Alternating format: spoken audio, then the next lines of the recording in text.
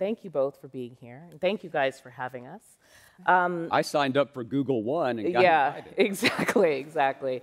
You're a subscriber now, so just so you know. You know, one of the things we just heard is all of the people that are going to be talking here over the next few days, and really people at the top of so many industries. I think the reason why they wanted us to start is because there is a way that I think people have of framing the moments that we're in now. And if we joke about journalism being the first draft, what I do in cable news is a cocktail napkin scribble. I think what Peggy does, you know, as a columnist, is that kind of first draft rewrite of framing. And I think John, who has talked a lot, we talked at breakfast this morning about all of the people's writings that you have looked at that inform your work. So you understand the benefit of hindsight. So all of you are at this turning point moment where you are in your industries. And that's what we want to talk about today, is how do you process that moment, especially when things feel dark. So I want to tell you this will be a hopeful conversation, but I can't guarantee that. But what I can guarantee is that it will be thoughtful.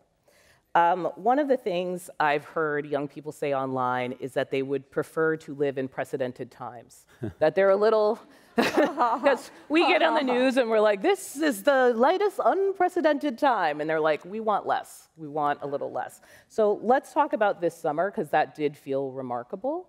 And we're in this moment where all of a sudden, Peggy, you wrote, these are exciting times, things are moving, shifting. Again, this is big history, hold on to your hat.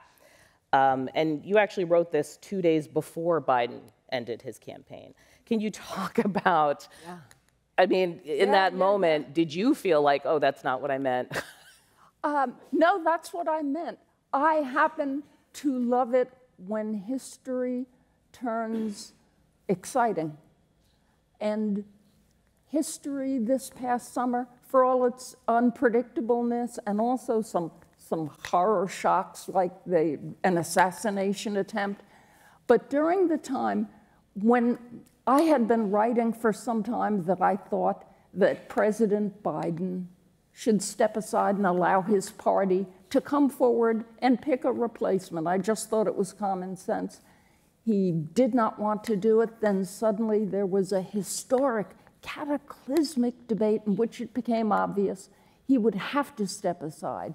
Then I was writing then saying, hold on to your hat. I was just thinking, the Democratic Party has the most beautiful chance now to do something surprising, unpredictable, outstanding, and innovate in the moment and figure out what it's going to do, open up the system, hold regional primaries, hold a talk-off, hold debates, get your new candidate, excite this thing, make somebody exciting come up through the system. So I do think it was a unique, for all the shocks and disturbances, oh, what a uniquely exciting moment that was. 2 days later, after I wrote it, the president did step aside, and things were wired so that the party did not step in and say, hold on to your hat. It said, we're going where we've been. So, but to jump in here then, because what you've described is so exciting, right? Like, we're going to talk it out, primaries everywhere. We're going to argue. Yeah, only #chaos, and the idea that maybe as a journalist, I sort of feel like I have not witnessed this citizenry rising up for intellectual debate when it comes to partisan moments. And so, John, I want you to jump in here, because do you see us, I think, culturally, like, I don't know, approaching dialogue with good faith anymore? No. I was so hoping there was some, like, nuance. Could you hear me winding up? I'm like, what upon? No. Okay, go ahead. I mean, intellectual debate in politics, it reminds me of Adlai Stevenson. Someone came up to him in 1952 and said, Governor, every thoughtful American is going to vote for you. And he said, well, I'd rather win.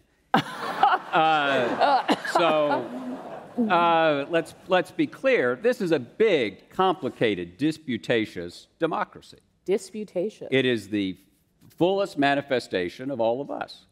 our habits of heart and mind, our appetites, our ambitions. And I must say, just quickly, I mean, this is the only situation in the world where Peggy's to my left. Wow.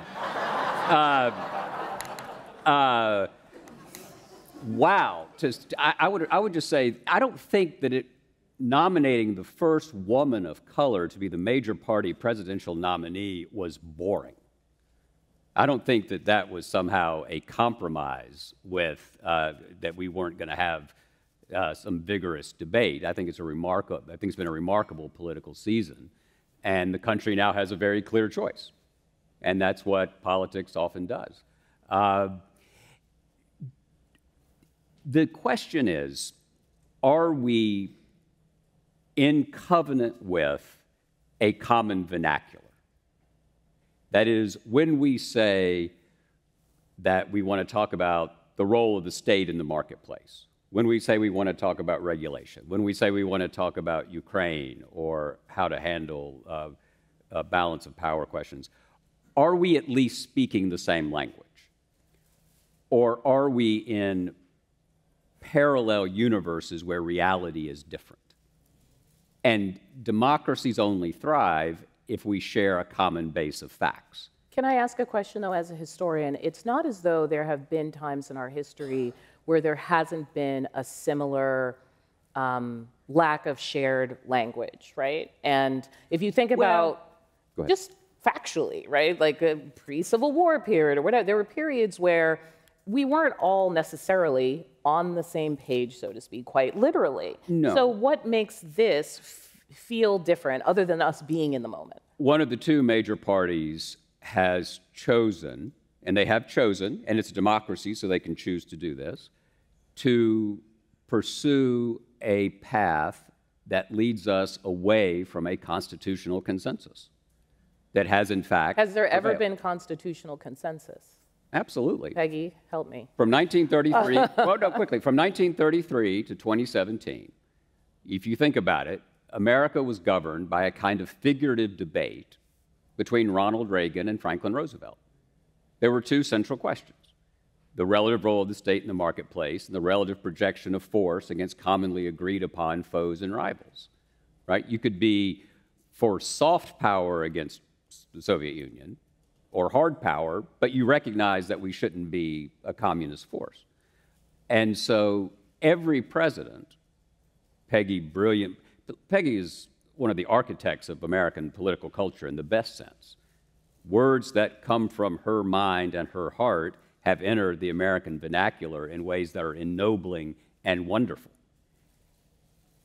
The party that Peggy helped articulate, the vision that they articulated, is one that has moved away from that position. And so I think that we did have a coherent conversation. We had a disputatious conversation, but everybody recognized that a vote was a vote. All right, I want to let Peggy jump in because you are here. Thank you. Yeah. I forgot to say, I've never been to Google Zeitgeist before, and I'm very appreciative to be here. But when I got invited to be here, I thought, that's cool. And it made me feel cool. So I would just like to thank you for that. I don't get to feel cool every day. Wait a second, is that why you're wearing a vest? Very cool. I thought this was like, This a little I bit thought this was the honestly, it's a outfit. nod to got it. local I know. culture, and I appreciate it. Yeah. So, you know what? I believe in the possibility of fruitful chaos. That is, chaos that can be quite fruitful. And so I very much did want to see the Democratic Party in the past year fight it out. But I'll tell you a growing concern of mine that has not to do so much, 2024 is affected by it, but 28 will be and 32 will be. It is that I see people coming up in America and learning things and reaching 18 and 24 and age 32. And they are people less of the book than of the picture. Their emotions and feelings are very available to them, but critical thinking has not been something they've been trained in. Am I being clear what I'm saying? You are. I'm debating it in my mind because I can't think of a generation more prone to both overthinking and critical thinking than Gen Z. Wow. Critical thinking, really? Well, like critically questioning. Audie, knowing history or trying to learn history. You don't walk around quoting Plutarch when you're 20, but trying to learn what came before you and what's going on, what's going on now. Being more rigorously intellectually trained. And I come from the American public schools in the 50s, 60s, and 70s. We were not so rigorously trained, but we were started out with a sense of read books, read the newspapers, read magazines, keep up, get an opinion. Look at these guys, then guys running for office. Try to get an opinion. You like that guy? You like that guy? Oh, look at that woman. Oh, my God. She's on the city council in New York. She's so good. We started there. I feel like young people now are not being given that same thing. They're being given pictures and statements on TikTok and on Instagram, and their emotions and their inner stuff is being appealed to, but this is not so much being appealed to. I feel like the balance is off. Why am I saying this? Because it has political implications. We're seeing it in a bunch of our political commercials now. That are just appeals to a feeling and a sensation and not to a thought. And I believe our political figures have stopped occasionally thinking aloud about how they really feel about various issues, because they don't have to. They have to give you the picture and the feeling. I just hate this feeling stuff. You hate feelings. I just hate it. It's like, hey, could we think? Oh my God, let's try that. I think one thing to consider is also it's a generation swimming in opinions. Swimming in opinions? Yeah, drowning in opinions. Yes. Right? And so one of the things... And not one more weighted than the other. Well, it's hard to form your own, right? If it's just a constant bombardment, and maybe that's something you guys sort of had the freedom to do coming up, is there wasn't this kind of... totally. Sludge amount. It's like a feed, right? I mean, not to knock it, but like it's called a feed. Yeah. You are there at the trough of information, and not all of it is great. Yeah. And it can affect how you think about things. You know, both of you guys have, I think, witnessed and participated in a political arena that has just, the temperature has risen so much over time. Is there any turning back? And I want to start with you because obviously, historically, there's been moments where it felt like we couldn't possibly come back from X or Y. Sure. Well, if you think about it, American democracy as we experience it is really only about 60 years old, right? In our world, we debate were we founded in 1619 or 1776 or 1787, maybe 1789 because of Washington taking office. This country was founded in 1965. I'm a boringly heterosexual white Southern male Episcopalian, right? Things work out for me in this country. Until 1965, in my native region where I still live, we decided who would vote and who wouldn't based on what color they were. We had an immigration system that was founded and governed by a 1924 restrictive immigration bill that had been passed at the height of the rise of the Second Klan and the reaction to both the Bolshevik Revolution and the First World War. Both those pieces of legislation both those forces were undone in 1965 by Lyndon Johnson, both the Immigration and Nationality Act and the Voting Rights Act. So we didn't have a multiracial democracy in this country. The first national election was 1968. And in 1968, for people who think, oh, if only we could go back. Well, again, if you were me, fine. If you were someone else, probably not. Richard Nixon narrowly defeats Hubert Humphrey, but George Wallace of Alabama, on an explicitly segregationist platform in 1968, won 13.5% of the popular vote and carried 5 states in the Electoral College. on a Jim Crow platform nationally 20 minutes ago. So let's not try to prescribe cultural and political Zoloft here. I mean, this was a difficult, complicated journey to get to a place where we could talk about multiracial, multi-ethnic democracy that actually lived into the implications of the most important sentence ever originally rendered in English, that all men were created equal. Right? Thomas Jefferson set the mission statement. Boring white guys set the mission statement. We didn't have to, but we were, in fact, the first Western nation not founded solely on ethnicity and geography.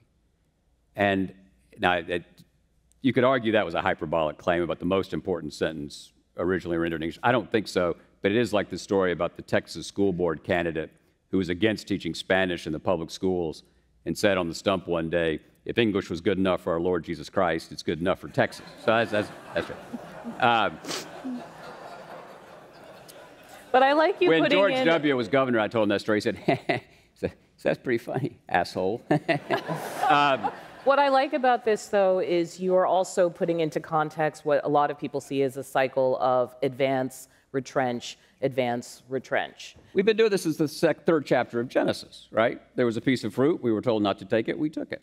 And we've been dealing with it since then. It's give and take. That's what democracy has to be. It's not just intellectual. It's moral. Democracy is about my paying taxes that's going to build a bridge for you to go across. And for me to think, you know what, if they go across that bridge over there, that's going to create commerce that's going to, maybe down the road lift my fortunes. That's a complicated task. Democracy is very counterintuitive. It's against human nature to give as well as to take. I'd much rather take. Y'all are better people than I am, but that's not hard, so don't get cocky. But I know that if I do the right thing 51% of the time, that's a hell of a good day. And I don't see why the country would be any different. Yeah. Also, I'll tell you one of the things that I feel kind of disturbs all of us right now. We are in the middle of a big and consequential presidential and congressional election, and everything looks like 50-50 in a dramatic time. The popular vote or the national polls are just kind of 50-50. The battleground states, which will decide this thing, are about 50-50. Now, one way to look at it is, hey, we're split and we keep going. Another way to look at it is, man, we got 2 blocks at loggerheads. One of the things that could help us navigate through history more successfully at this moment would be an acknowledgement and a greater graciousness of the leaders of both parties about where we are and how close this is and how divided we are. We don't have a greater graciousness, as you know. We are in a time of a loss of graciousness and sort of elegance in one's approach to politics. That's a sort of old-fashioned concept in a way. We always talk eventually when we're talking politics in America about civility. But I would always wish for more than civility. Yeah. You know, how about regard, even huge step, affection and respect? So I miss those things. I am not quite sure how we encourage their retrieval and their being brought forward again. I'm not so sure that's fully possible, and yet I think it is fully necessary, or this thing in the decades and decades to come. Okay, so you're leaving me to do the hopeful bit. May not be able to meet. Well, I mean, I'd offer this thought, which is that anyone who kind of is well-versed in all of our psychology now and talks about trauma, there's a way that you can be very civil and very kind and all of these things on the outside, and in another part of your life, you can be quite awful. I think a lot of politicians know that very well, and there is a way that our politics was similar. There was the gentility in the front, and for people like me, a very different experience. In the breaking down, which is what we're in, you can build up a new integrated personality that maybe is a little more honest. And sometimes what I hear from Gen Z voters in particular is that that's what they like. They want someone who presents with what they call authenticity. Yes. They don't always need that person to present kindness in the same way. And they may be saying it because they've come up in a different era, right? If you come up in the end of shame, then it's very hard for you to think, like, you said this, you should go away forever. They have a different way because they are public themselves in their vulnerabilities. Does this make sense to anyone? Just say no. It's okay. There's but I wonder if there's something generational there and sort of how you're seeing it versus kind of how I'm hearing it. There is, but the older people model for the next generation what debate and disagreement and political anger are supposed to look at, and then that generation models to the generation after it. There's a speech that has been on my mind, small anecdote from the Reagan era.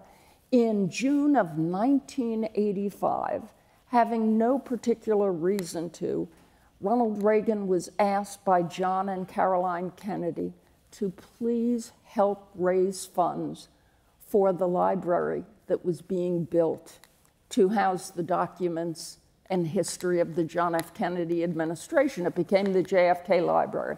So Ronald Reagan, big conservative Republican, the young Kennedys, they went to him, they talked about their father, and he said, of course I will help you. I will help you in any way I can. They asked him to come to a very big fundraiser at Teddy Kennedy's home in McLean, Virginia. Reagan went, and he really thought about what he was going to say, and he talked about the character and nature of this man he disagreed with. And Reagan had really disagreed with JFK. Reagan was becoming, in the late 50s and early 60s, a conservative against the tide when there weren't that many of them, quote unquote. Like people who have become converted to a political or religious approach, he sometimes jerkily seized on odd issues and sometimes really disagreed with JFK on things that were silly, like, to my mind, like Medicare. It'd be silly arguments, Social Security. Anyway, he sort of referred to that, but he also talked about what he saw as the constructiveness and necessity of John F. Kennedy. And I reread it the other night. And I would say the reason I bring it up is it's fine for all of us to say more civility and more regard for each other, but you do have to see it modeled. We haven't in a daily way seen it modeled on the national stage every day. Go back, take a look at that, Google it. Just Google it. Y'all familiar with that? Yeah.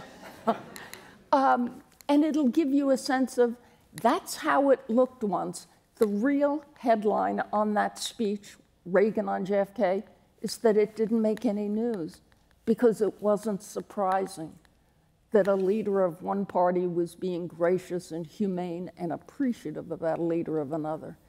It would be front page for a week in America now if that happened. So anyway, I would say go back, take a look. That's what it looks like. If we don't get back there, I don't see how we're going to get there. John, I want to give the last word to you because you've spent a couple years talking about ideas like hope through history. Yeah. I was listening to you talking about history and saying instead of looking up adoringly or down on it condescendingly, we should look at the past in the eye and then turn around and look in the mirror and see what we're doing. I agree with that. Pretty good. There was a preacher once who said, as our Lord said, and rightly. He went to Swanee, by the way, so exactly. This is tip of the tongue.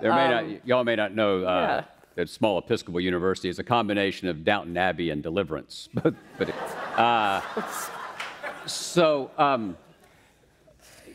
Of course there's hope. There has to be hope because it's us. This is us. We have not been invaded by aliens, right? We have chosen to be this divided. It is a choice we make. And is it exacerbated by technology? Absolutely. But you know what? There wasn't a lot of TikTok in 1868 when U.S. Grant, the most famous American in the world, as he was called, the conqueror of the Confederacy, the savior of Union, is nominated to be the Republican nominee for president. There are 750,000 people dead, just recently buried in the Civil War. 14th and 15th Amendments have been passed. Andrew Johnson has been impeached but not convicted. Wouldn't you, and Grant's running against a Democrat, former governor of New York. Here's a name, Katie didn't have this on her bingo card, Horatio Seymour. I recommend that you use the Google machine to look up Horatio Seymour. Horatio Seymour was a white supremacist New Yorker, wanted to repeal the verdict of the Civil War, wanted to repeal the 14th and 15th Amendments. Wouldn't you think, of all the presidential elections you can think of, and this is also a point, by the way, when black folks could vote in the South and a lot of white folks who looked like me who had been Confederates could not vote in that period. It was a 4.5-point race. It was that close. In 1868, with the dead just under the ground. It's because we're all fallen, frail, and fallible. We have different opinions. The point, I believe, is that we have to have an arena where we have a fight, we disagree, we have an election, we count the votes. If they're full and fair and they're adjudicated, you certify the votes. You try that way for a while, and if it doesn't work, you go back and you fight again. And that's American democracy. There's never going to be a happily ever after. There's never been a once upon a time. This is an hourly struggle. And I just hope that that gives us a sense of proportion. The speech Peggy alluded to is a beautiful speech. She won't tell you this, but she has this marvelous section about how when you're in the White House, this is how dorky I am, I can quote the Noonan canon, you hear a squat progressive Republican saying bully, right? You hear a man with a cigarette in a wheelchair saying Eleanor. You know, it's just, there's a romance to history, there's a wonder to history. But we make it. We make it possible. If we want that grace, we incentivize it. We demand it. And guess what? People whose unit of commerce is popularity in votes will give it to us. Can I say, Audie, two things that I often think of these days that make me think, not optimistically, but sort of, well, we made it through that.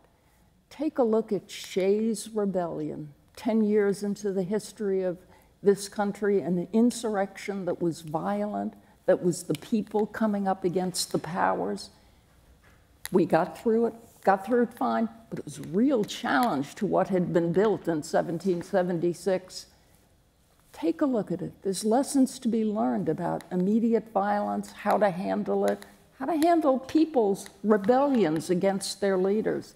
That's one thing. Second thing is, the older I get and the more I read, the more I sit, look at American history and think, man, that was always a freak show. We have tried to do something new in history. We tried to make a nation out of people from everywhere and have them cohere and be together and build.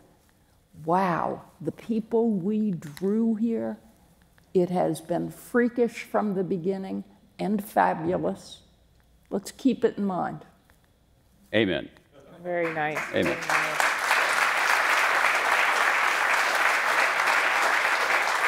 That's a wonderful way to end, John Meacham, Peggy Noonan. It was really a joy talking to you. Thank you so much. Thank you, Audie. Thank you. Thank you.